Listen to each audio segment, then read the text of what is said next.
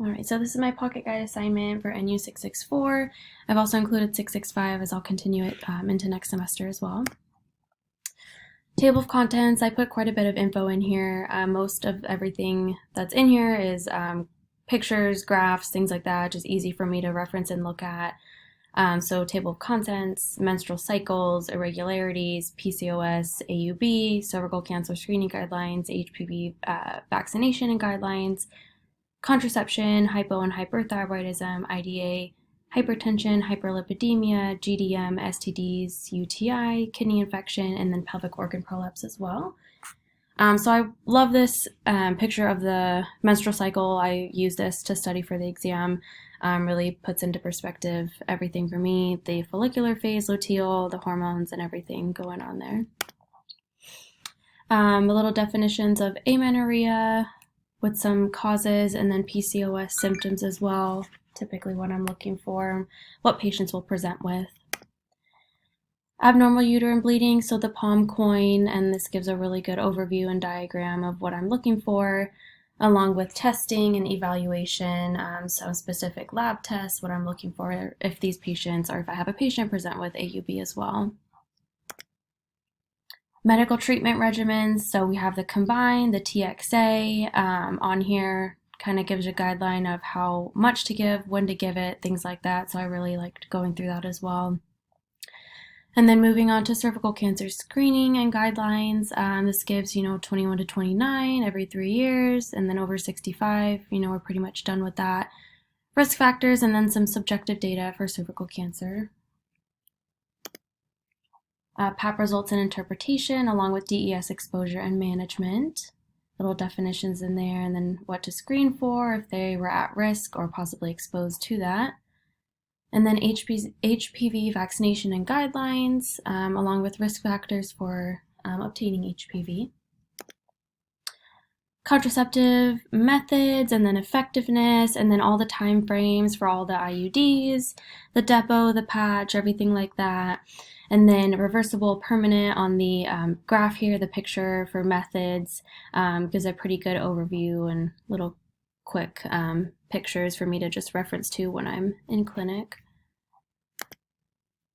Combined, the mechanism of action, good candidates, bad candidates for COCs, and then we have our progesterone only, our mini pills with the MOA, and then same thing with good candidates, bad candidates, gives me a good idea of, is this patient going to be, what's this patient good for?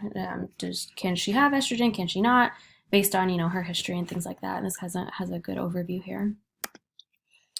And then hypo and hyperthyroidism symptoms, management, lab findings, and then for either or follow-up 4 to 6 weeks. I like these little diagrams as they give me the management of hypo and hyperthyroidism, along with some of the symptoms that patients may present with as well.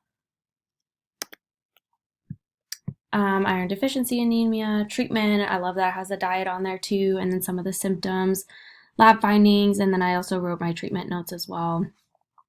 And then hypertension, what we're looking for, when should we start medications, little notes on the different pharmacologic treatments, ACEs and ARBs, not to use in pregnancy, and then beta blockers not recommended as a first-line therapy.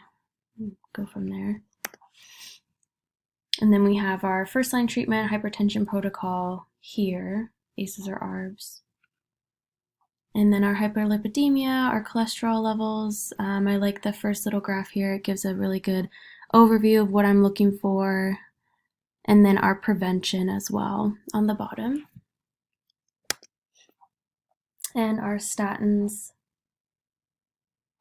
And gestational diabetes. I really like this March of Dimes link. It gives a really good overview of what that is, what we can do, how we treat for that. During pregnancy, so I'll reference that, and then I just like this little picture here of how it affects during pregnancy. And I like this chart for diet for gestational diabetes, and then blood sugar levels that we typically look for before, and then the 1 hour and the 2 hour postprandials. And STDs, there's so much information. I love the CDC website, so I put that on there, and that reviews all the following. that I put here. So pretty much everything we covered. It has patient and provider education and information, what to prescribe, when to prescribe, things like that.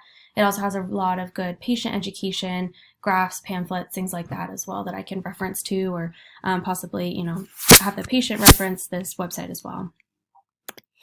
And then UTIs and kidney infections, symptoms of kidney infection, UTI, preventing UTIs, and then treatment regimens for UTIs as well.